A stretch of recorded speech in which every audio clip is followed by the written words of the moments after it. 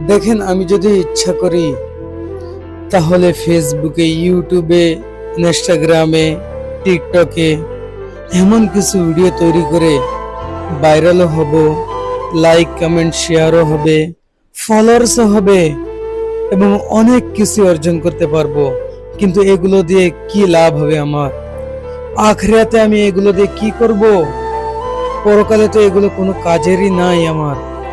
এই জন্য আল্লাহ তাআলা যদি আমাকে ধরেন এবং যদি বলেন, হে রবিউল, তুমি দুনিয়াতে তো অনেক কিছুই করেছো, কিন্তু আমার জন্য তুমি কি এনেছো? পরকালে কি করেছো আমার জন্য তুমি দুনিয়াতে? তখন কি জবাব দেব আমি? এই জন্য আমি আজ থেকে ভিডিওগুলো বানানো ছেড়ে দিয়ে আজ থেকে আমি মানুষদেরকে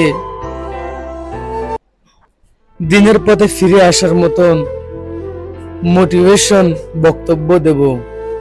তাদেরকে উৎসাহিত করব দিনের পথে ফেরার জন্য। তাদেরকে সাহস জাগাবো, তারা যাতে কোরআন বুঝতে পারে, হাদিস বুঝতে পারে, রাসূল সাল্লাল্লাহু আলাইহি ওয়াসাল্লামের জীবনী জানতে পারে, সেভাবে তাদেরকে আমি উৎসাহিত করব। আল্লাহ তাআলা আমাকে যদি তৌফিক দান করেন ইনশাআল্লাহ।